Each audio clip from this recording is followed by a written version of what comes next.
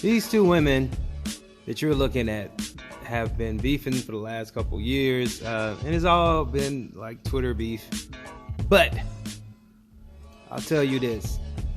You can tell when two people don't like each other, and Cardi B and Lahren just don't like each other. But the link for this article will be in the description. So according to Wrap Up, Cardi B shuts down Tomi Lahren for criticizing George Floyd protests. Now, I don't know if you guys have been keeping track on this, but on Wednesday, the conservative political commentator took to Twitter to criticize people who looted a Target store in Minneapolis amid protests against the death of George Floyd. Now, videos and photos show windows been smashed and shelves been destroyed as the looters hauled away televisions and other merchandise. Now, Lahren said, "How does looting, rioting, and destroying your own community bring justice for anyone?" After seeing her tweet, the Bodak Yellow rapper responded by asking her, "Where is the justice for Floyd, a 46-year-old unarmed black man who was killed on Monday after a white police officer, Derek Chauvin, knelt on his neck during an arrest? Now, how does targeting, profiling, beating, and murdering a black man with no consequences equal serving and protecting? Who's giving them justice and trust on cops?" she asked Lahren. "Mind your business and eat your salad." Now, Tomi Lahren and Cardi B go back a couple years here, but Lahren issued a sarcastic response saying, "Yes, stealing TVs and everything else from Target, and said the AutoZone on fire is sure gonna fix the problem. You got it," she wrote. "Just what the country recovering from economic collapse needs right now." So Cardi also reposted a video of the looting and weighed in with her commentary.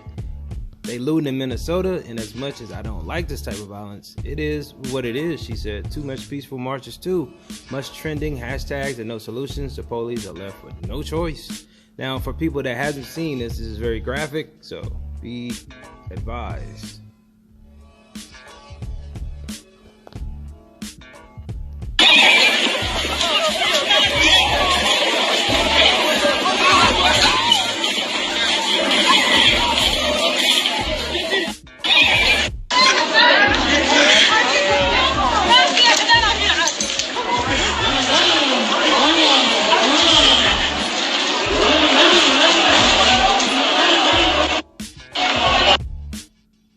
Now, there are very little that the cops can do at this time when it comes to looting and stuff because of the COVID-19. So, this is like, sad to say, like the perfect time to do something like this because cops don't even really want to get close to people unless they have no other choice. So this is not the first time, like I said, Cardi and Lahren have been at odds. In January of 2019, Cardi slammed Lahren over comments made about Trump and the government shutdown. Looks like Cardi B is the latest genius political mind to endorse the Democrats. Hot. Keep it up, guys. MAGA 2020 wrote the conservative.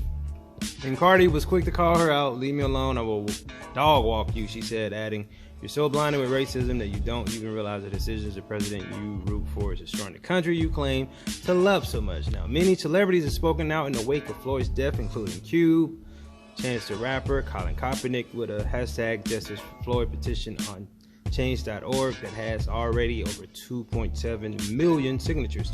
Ice Cube tweeted this out: "I apologize to everyone expecting to see me on Good Morning America today, but after the events in Minnesota with George Floyd, I'm in no mood to tell America good morning." Chance also said swift dramatic change only comes via resolution, and a fire emoji. Ciara's tweeted out, "My heart can't take it seeing what's happened to George Floyd. This is eerily similar to the death of Eric Garner. There has to be a stopping point in the process of arresting someone. It's all senseless." Now, Colin Kaepernick tweeted this out: "When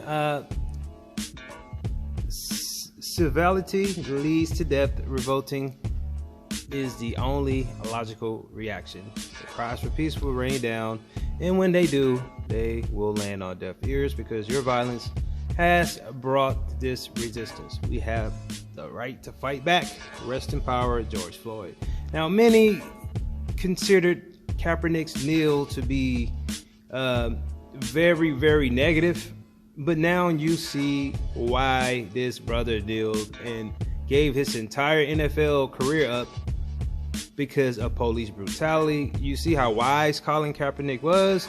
It was nothing against the American flag or the American culture. It was all for this. Open your eyes, people. Police brutality is real. Let's not forget racism is even thicker. That chick, Tomi Lahren, is apparently have some very, very high racist addictions. Like, she says things that is so racist. There's a lot of other crimes that goes on in the world, but she makes it her business when it comes to police brutality and against blacks or anything that's dealing with African Americans. She likes to report on it and make sure she puts her stamp on it. That makes her look racist, and she's not jumping on other topics like that. But if it wasn't just African American men that police were killing, you wouldn't hear us talking about this. It wouldn't be a big issue. But yeah, obviously there is a thing with cops killing niggas, and it has to stop. You know, the peaceful protests, that didn't do it. Now they're tearing shit up. That probably won't do it either. God has to get into everyone's heart, you know, and let everybody have a peace of mind when it comes to racism, because a lot of these cops don't even want to know black men, and I'll tell you why. They're looking at generations to generations of stereotypical bullshit. Like, we can go back to the Rodney King beating. You know, Rodney King was the average black guy, average Joe. You know, he just looked just like an average black dude, and that was pure racism.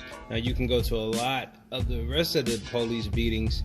It went to younger people that were running away from cops because they were afraid after the Rodney King beatings because of what happened out here in Watts, how they actually killed a couple officers and burnt down the city. That put fear within every police department. Like, we're not gonna, get killed by these African American men because they're cop killers. We had that put on us, and Ice-T didn't help it with making the song called Cop Killers.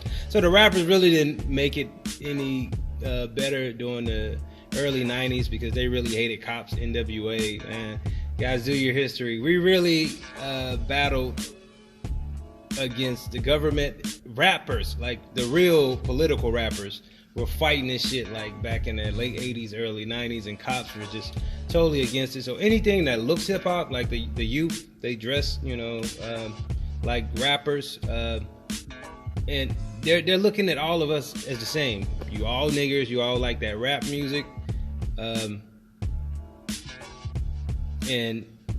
they're gonna take us all down because they think that we all are cop killers, we all are against them, and they think that we're pushing the drugs. It's just, they need to take time out to get into the communities and actually sit down and have more functions with the youth, and realize just because this brother is wearing skinny jeans and his head is nappy don't mean that he is a wannabe thug. And just because this brother likes skinny jeans and rainbow hair don't mean that he's gay, or he probably is gay. No, just kidding. It's just because his brother loved to wear his red bandana all the time doesn't necessarily mean that he is a gang member.